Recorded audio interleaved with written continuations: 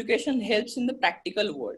So I think in the introductory college question that came up to me, as I explained, if we had not obviously joined an hotel management college, it doesn't give you a launch pad actually. If you just want to go into hotels as somebody who's not gone through the education of or learning the hotel industry as such, it is going to be a challenging task for you. So the college actually prepares you. It brings in the confidence in you that you will be able to face up to the challenges. It also prepares you for the practical. See, hotel is all about being practical about how you're going to execute your plans and how you're going to execute um, experiences. But then the college actually gives you that launch pad. It teaches you things which prepares you emotionally, which is the most important part in a hotel industry or hospitality in India. It prepares you emotionally to face those challenges. So education in the field of hospitality is extremely critical to your growth in the hotel industry, um, which I'm not saying that you will not grow, but then it kind of catapults you into a higher designation much faster and helps you grow faster. So you learn the right things in a college, hotel management college, where you have experienced teachers who obviously come from hotel backgrounds. They teach you the right things. That's critical to your first step into the industry and going forward. So definitely yes. How would you keep yourself updated with regards to the changes in our industry? See, hotels is all about networking, be it with the guest, be it with the industry insiders, your colleagues.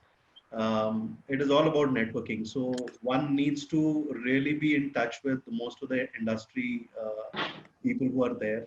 There are a lot of avenues to do that. Like for example, you have SCOL, which is a association for travel agents and hoteliers who come together and they share ideas.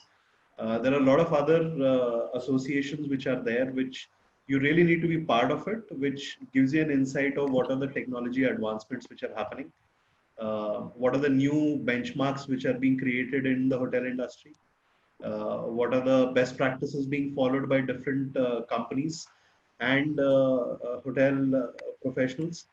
So it is always important to be networked and be in touch with all these people to really understand what's happening in the industry. If you go in a cocoon and just try to run your own operations, then soon eventually you will find yourself outdated. So networking is the most important part in hotel industry, as I said, guest as well as towards your colleagues, as well as hotel colleagues which are there in and around you. Yes, thank you. So, being a cluster general manager, what is the biggest challenge in the operations? So challenges are immense. So as you grow and you move into a designation which is higher up, your challenges are always going to be multifold. I would just like to touch upon a couple of major challenges in a cluster role that one follows. Is profitability of the organization is most important. For example, the cluster that I'm managing has got about 880 rooms. Uh, so obviously the company as a whole is highly dependent on the revenue factor and the profitability of the cluster as a whole. So with 880 rooms in the market, it is extremely important that profitability is always managed. In the current scenario, one would say that the revenues are drying up, the ADRs are going down. So that's the time when you really need to pull up your socks and try and see how you can manage your cost, both fixed and variable cost. The challenge is always there to manage those costs in a way where profitability is always maintained. So in any scenario, profitability is the biggest challenge that one faces. Um, how you're going to manage that profitability, you have to be innovative practically every day, and you have to be on the ground floor. You cannot say that I'm going to be sitting in the office and making my decisions. Soon you'll see that your figures are going to move out of your hand. So, other than money, what else motivates you to keep going? See, if you're joining hotel industry, then I would say, and I would just go back to the starting of my career. I wanted to join F&B service, and my first goal to join F&B service was money.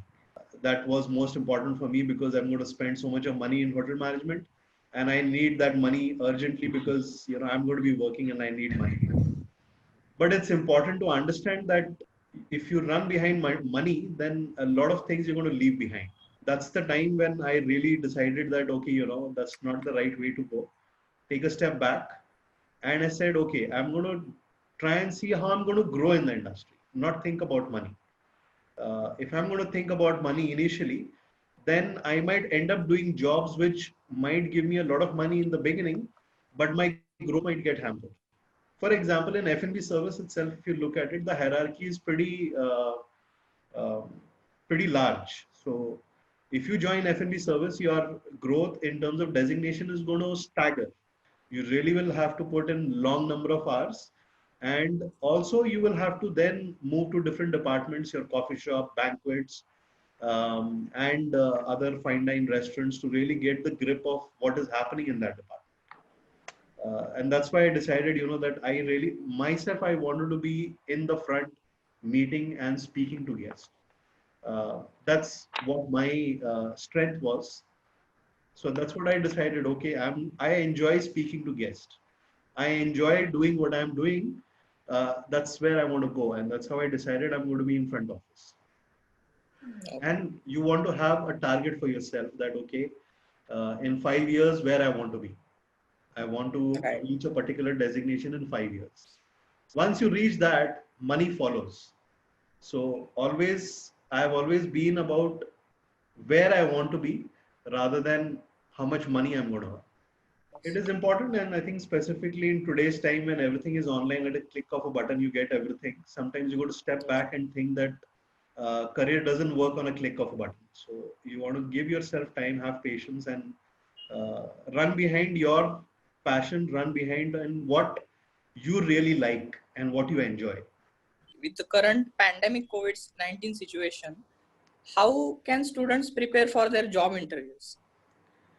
So I think the industry as a whole, or rather, I would say every industry at this point in time is going through a very bad phase. It's not specifically only to hotel industry. I think the travel industry overall, which involves your airlines, travel agents, hotels, everyone's going through a bad phase. So preparing for an interview, I think, is most important to say that you are having a very calm personality. Currently, people are looking at skills which are more practical than theoretical, and people who are having a good grip over their emotions, people who are able to take the pressure of something which has never happened before.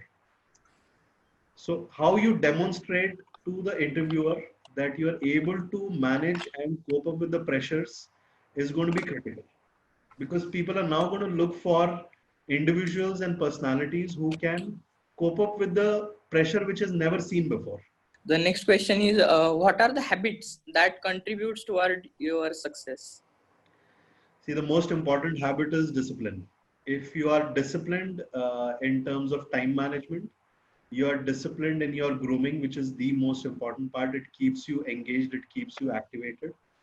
Uh, these are the three most important aspects which helps you in your career.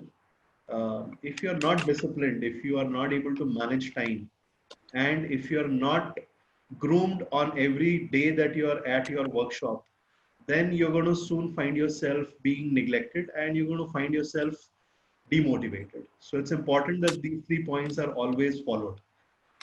And I personally do it that if I'm supposed to be in my office at 9 o'clock, then I'm there in my office at 8:30.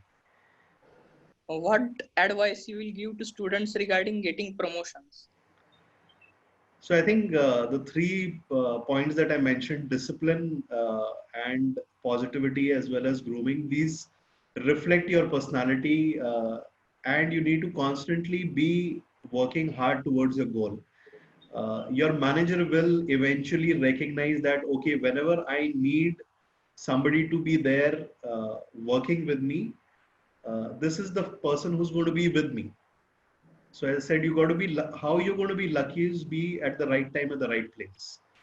Okay, so initial 4 to 5 years of your career, it is extremely important that you spend a lot of time at your workplace, because these 5 years, what you learn will remain with you for the next whole life of yours. These are your basics, your foundations of what you learn. So the right organization is most important. Which organization you join, the organization teaches you the rights and the wrong, what is right and what is wrong. If you are in the right organization, you learn those things, and then eventually your promotion happens. As I said, first you need to be patient. You just don't need to run that. Okay, I've completed 1 year, so that's it. I need to have promotion now. Promotion will come. The managers who are there, the management who was taking care of you, people. Let me assure you, like as a general manager, I am always looking out for talent which needs to grow up, talent which can be recognized. So it is up to the individual how he or she makes sure that they are always on the shop floor, they are available whenever the manager requires. And he or she will always get that opportunity to grow up. Don't have that mindset that I've completed 1 year. Okay, so I've completed 1 year, so I need to be promoted. You might get promoted, but then eventually, when you reach a particular designation, you'll realize that you didn't spend enough time in one designation to really learn the full aspects of that job that you should have learned. So, say for example, one person just pushes through and becomes a front office manager in say 2 years or 3 years, by whatever means he could have done it. Eventually, he'll find himself in a situation where the juniors who are joining in are not going to look up to him because he really doesn't know his job. He hasn't learned the right ways to do his job. So, as a manager, it is important that you learn all the bases of your department, whichever department you choose to be in. And then only you decide, okay, now I know everything and this is the right time for me to move into the next designation. Okay. Now, if you say that I am a front office manager, new people who are constantly joining from colleges, and I haven't learned the right way of being a front office manager. So what will happen is that you lose respect, and eventually you will get demoralized that, okay, I'm a front office manager, but nobody listens to me. Right. Yeah. So have patience and learn all aspects of the department or the field that you're going to be into before you really step into that managerial role, where you're going to then lead by example and then teach people who are down below you.